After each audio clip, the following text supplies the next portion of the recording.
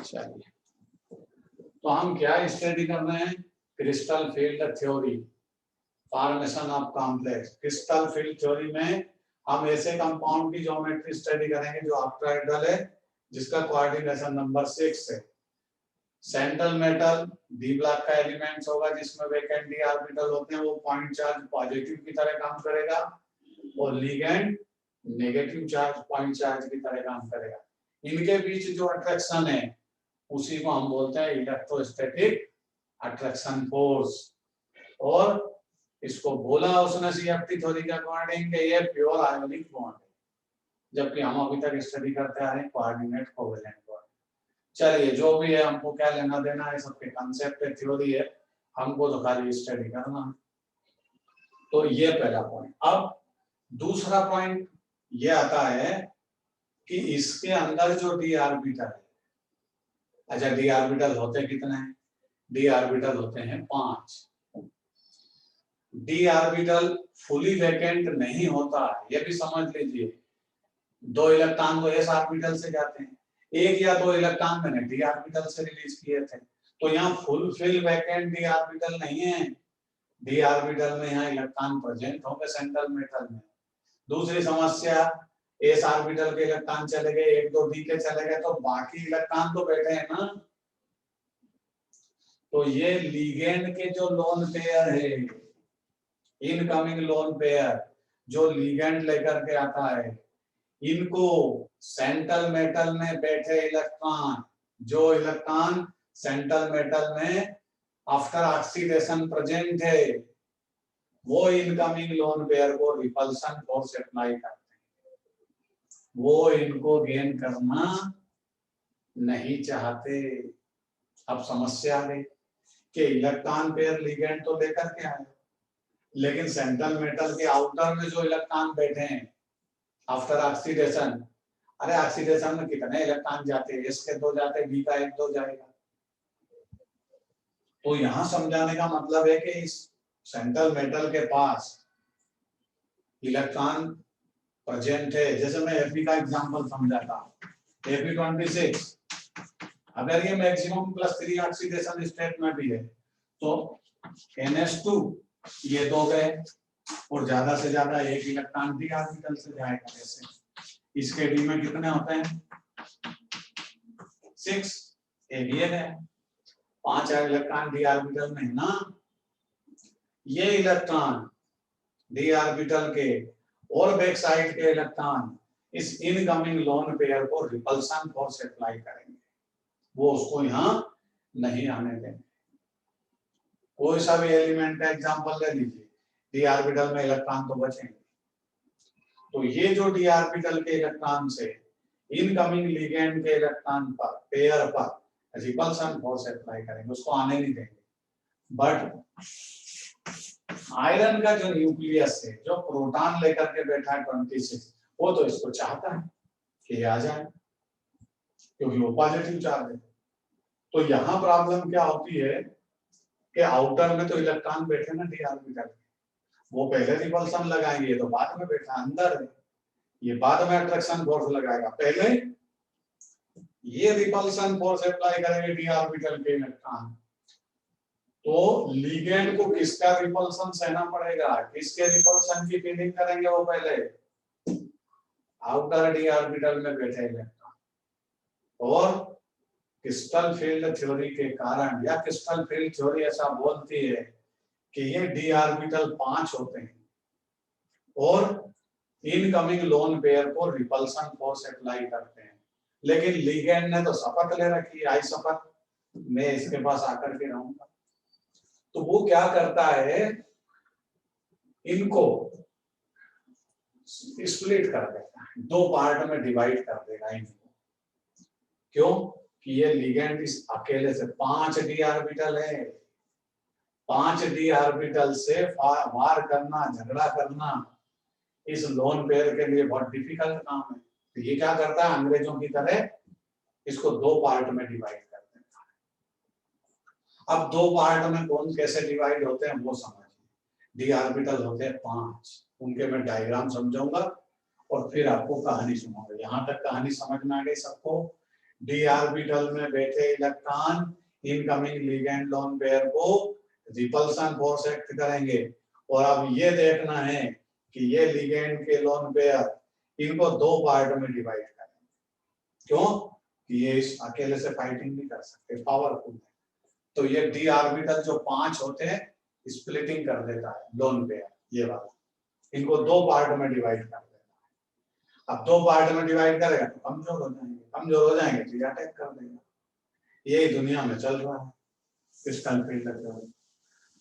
अब देखते हैं कैसे स्प्लिटिंग होता है लोन पेयर से। आपको पता है डी ऑर्बिटल 5 होते हैं,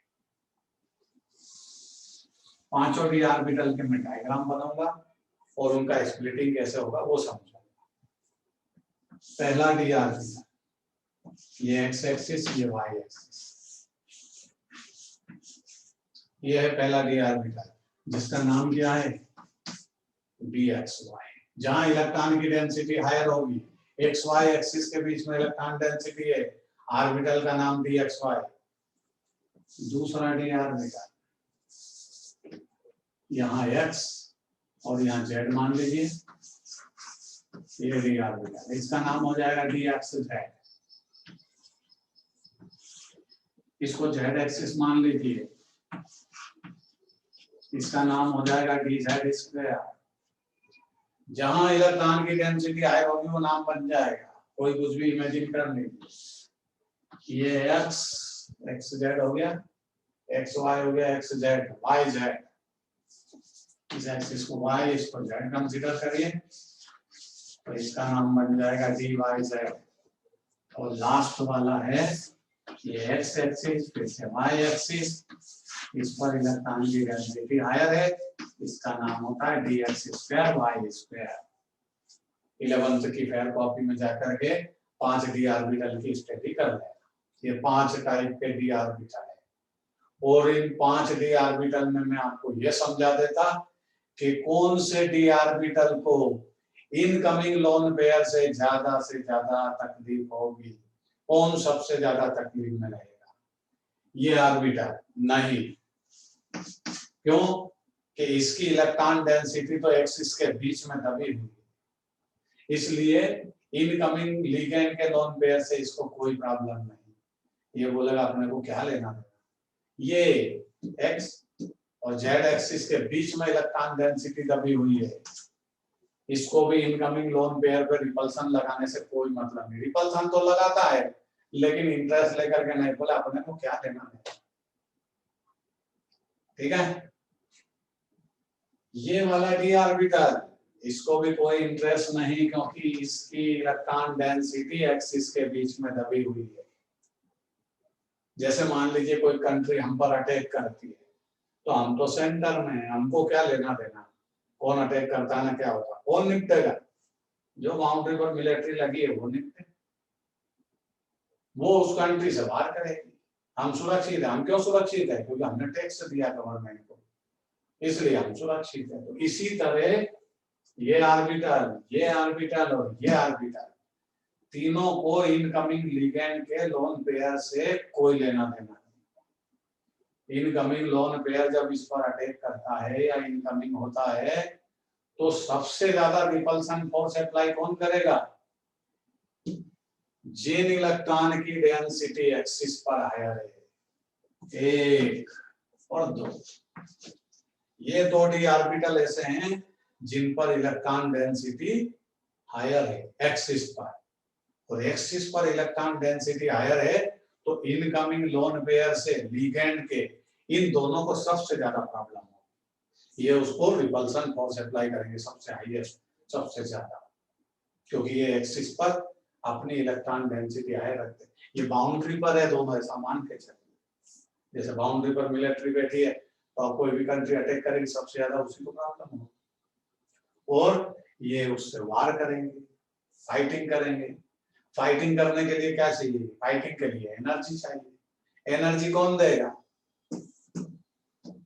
ये तीनों ऑर्बिटल अपनी एनर्जी इसको सप्लाई करते हैं, क्योंकि ये अगर इंटरनल सेफ है, सुरक्षित है, तो इन दोनों के कारण है ना, ये फाइटिंग करेंगे इनकमिंग लोन पेयर से, उस पर सबसे ज्यादा रिपल्सन लगाएंगे ताकि वो ना आए। तो इन तीनों ऑर्बिटल को, इन दोनों ऑर्बिटल को एनर्जी सप्लाई करना पड़ेगी, तब जाकर के वो फाइटिंग करेंगे, अदरवाइज उनको क्या लेना देना फाइटिंग। जैसे हम ये यहाँ बैठे हुए सुरक्षित है, लड़े, हमारी मिलिट्री लड़े, अब मिलिट्री फाइटिंग करेगी तो उसको टैक्स तो देना पड़ेगा ना, कौन देगा टैक्स? इनको। तो यहाँ डी ऑर्बिटल का स्प्लिटिंग हो जाएगा दो पार्ट में, ये डी ऑर्बिटल 5 डी ऑर्बिटल है, कितने इलेक्ट्रॉन है कोई मतलब नहीं। अब ये स्प्लिटिंग हो गई, और ध्यान रखना ऑक्टाहेड्रल ज्योमेट्री कोऑर्डिनेशन नंबर 6 का स्प्लिटिंग पढ़ रहे हैं, 5 ऑर्बिटल है, सबसे हाईएस्ट रिपल्सन किसने लगाया इनकमिंग लोन पेयर पर? इसने और इसने, तो वर्क डन किया होगा, रिपल्सन फोर्स मतलब वर्क डन उनके अगेंस्ट, तो वर्क डन किया तो एनर्जी वेस्ट की ना, तो ये हायर एनर्जी लेवल को जंप हो गए ये, और 3 ऑर्बिटल कहां आ गए?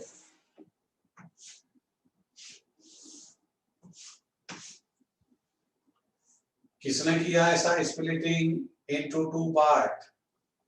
लोन पेयर ने इनको डिवाइड कर दिया। जैसे अंग्रेज हमारी कंट्री में आए थे तो उन्होंने क्या किया था? डिवाइड रूल यूज किया था। इसने भी लिगेंड का जो लोन पेयर है उसमें इनको डिवाइड कर दिया, क्योंकि पांचों से फाइटिंग कर नहीं सकता, तो 3 ऑर्बिटल को डाउन साइड कर दिया, लोअर एनर्जी लेवल में चले गए। बताओ इनकी एनर्जी कहाँ गई? अरे ये फाइटिंग कर रहे थे तो इनको सप्लाई की इन्होंने एनर्जी, इसलिए इनका एनर्जी लेवल क्या हो गया? डिक्रीज। ये था एनर्जी लेवल पहले, यहाँ थे, अब ये 3 decrease energy, lower energy level में चले गए, ये हायर एनर्जी लेवल को चले।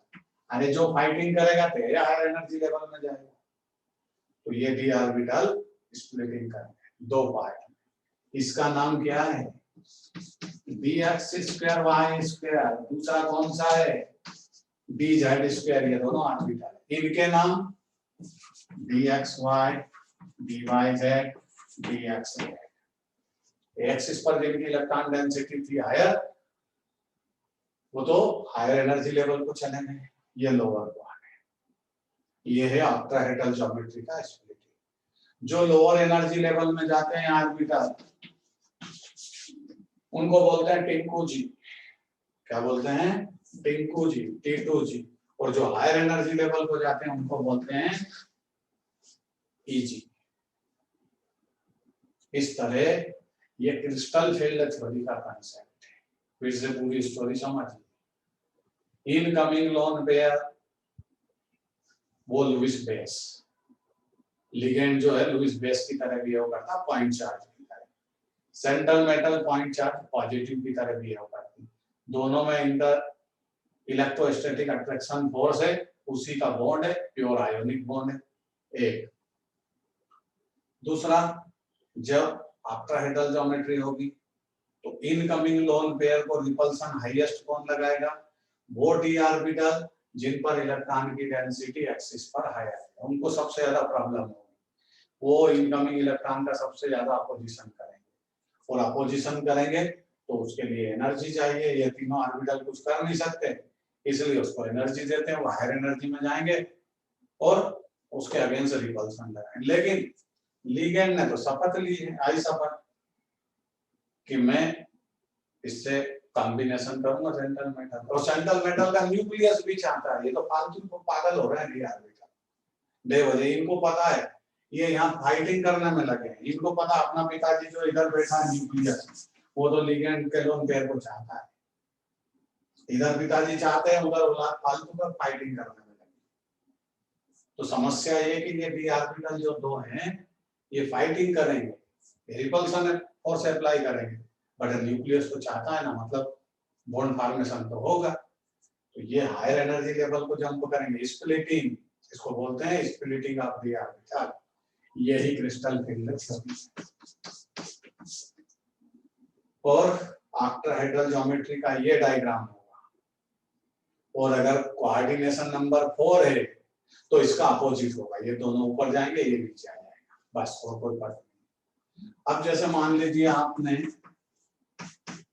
Fe का ऑक्सीडेशन स्टेट +3 है, तो याद करो Fe में इलेक्ट्रॉन कितने थे? 26, 3d6, 4h2। ये Fe का ग्राउंड स्टेट थी। अब इसने ऑक्सीडेशन स्टेट शो करी +3, तो 2 इलेक्ट्रॉन तो ये S से गए और एक कहां से जाएगा?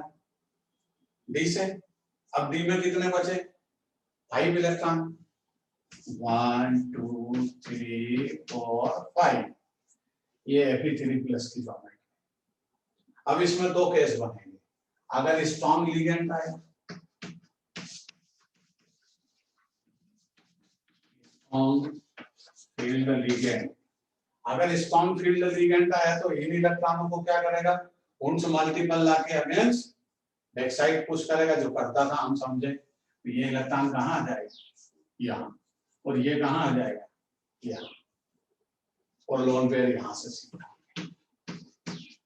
तो हमेशा ध्यान रखिए, इनर ऑर्बिटल कॉम्प्लेक्स हो चाहे आउटर ऑर्बिटल कॉम्प्लेक्स हो, कोऑर्डिनेशन नंबर 6 में ये दोनों डी ऑर्बिटल ही बॉन्ड फॉर्मेशन में इन्वॉल्व होंगे। हाइब्रिडाइजेशन चाहे D2sp3 हो, इनर ऑर्बिटल कॉम्प्लेक्स हो या आउटर ऑर्बिटल कॉम्प्लेक्स हो, बाद वाला डी ऑर्बिटल यूज हो, ऑर्बिटल कौन से यूज होंगे? px² y² and dz²। बस ये 2 ऑर्बिटल ही बॉन्ड फॉर्मेशन में इन्वॉल्व होंगे, तीसरे का नाम नहीं लिखना है। क्लियर? और अगर Fe का ऑक्सीडेशन स्टेट +2 है तो भी एक इलेक्ट्रॉन यहाँ पेयरिंग कर जाएगा, स्ट्रॉन्ग फील्ड लिगेंड होगा तो। और अगर वीक फील्ड लिगेंड होगा तो यहाँ पर इलेक्ट्रॉन 1 2 3 4 5 रहेंगे, अगला डी ऑर्बिटल यूज होगा, बट ऑर्बिटल यही यूज होंगे। ठीक है, ये है क्रिस्टल फील्ड थ्योरी। अब क्रिस्टल फील्ड थ्योरी में